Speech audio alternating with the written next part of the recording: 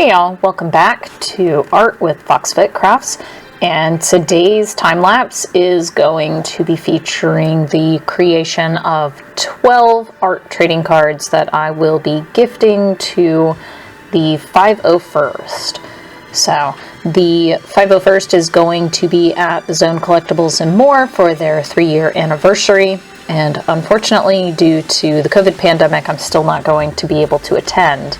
And I really like all the 501st guys. They are wonderful. They are super supportive, just really great guys. And so I wanted to make them a set of cards to give them, even though I won't be able to be there in person. So I'll be there in spirit, and hopefully these cards will be a little bit of a gift for them. So we'll go ahead and get to the time lapse and show you guys the creation of these cards.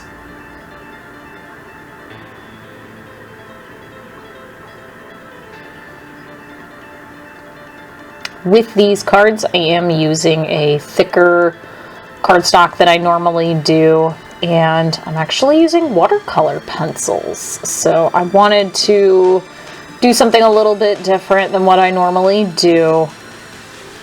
Again, just as a little thank you for them. Normally my preferred media is, of course, alcohol markers.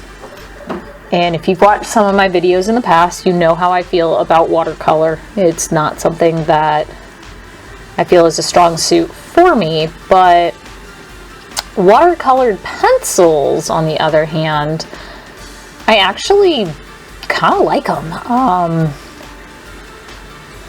Going through, I don't use my liner pins on these. I just use the watercolor pencil right on top, use it to sketch, and then use a water brush, which is kind of like a refillable paintbrush ink pen looking hybrid kind of thing. If you've never used a water brush, they're really cool. Again, it looks like a paintbrush combined sort of with a ballpoint pen. You can open them up like you would a ballpoint pen and add water to it and then squeeze it a little bit to have the water dispense down through the brush.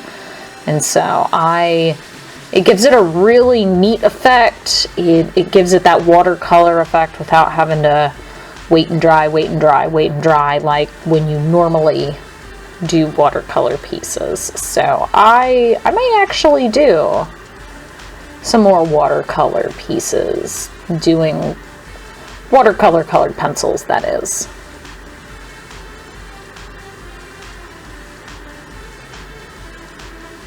Now with this set, again, these are just kind of a thank you to the 501st. So I tried doing an assortment of characters that are kind of popular or that I felt like would go over well with the 501st. So of course we've got a variety of troopers and Mandalorians, and so, you know.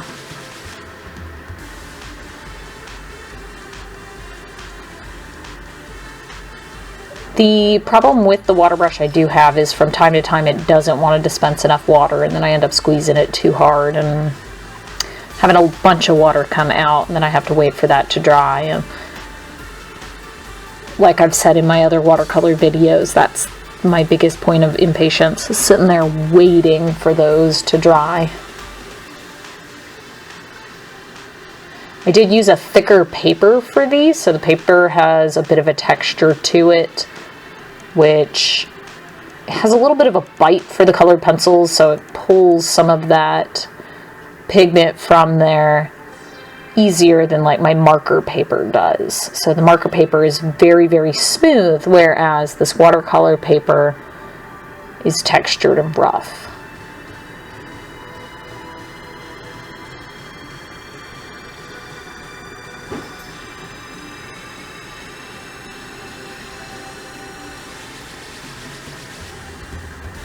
With my watercolor pencils, I have a variety that I've gotten from a few different places. Some of them I think were gifted to me for Christmas.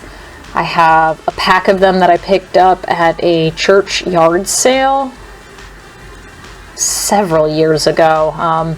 They came in a cool metal box from Germany, actually. And so I remember picking those up because I thought they were unique, but I just never used them. And then I have another box that I think I picked up at a different yard sale that it says that they're from like the 70s as well, and the box is in pretty rough shape, but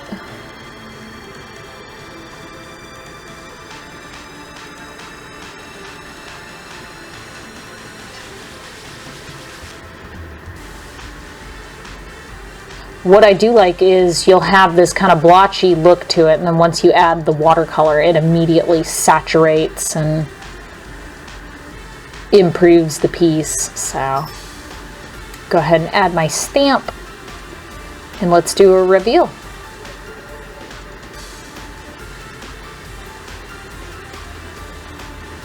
So we have our two kind of run-of-the-mill stormtroopers. Like I said, I did a couple different fancy stormtroopers. So with the 501st, this is a group of folks that cosplay, and I did not know this. They have really rigorous like rules and specs that they have to follow for their costumes, or else they're not allowed to be a part of the 501st, which that I did not know. So it's kind of like a Star Wars club, or like a Star Wars elite club, and so it's not just, hey, this is a group of people that are cosplaying. It's like, I think they have to apply and they have to get membership, and so I have pretty much been adopted by a large group of Star Wars folks, which, like I said, they're awesome. They're just wonderful folks. I am disappointed that I won't be able to be there at the Zone anniversary and hang out with them, but hopefully these cards will let them know that I'm thinking about them and I really appreciate them. And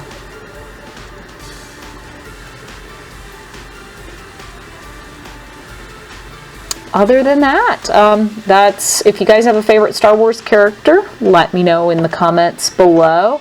Make sure to stop by the Zone Collectibles and More for their anniversary to meet the 501st. I'll see you guys later.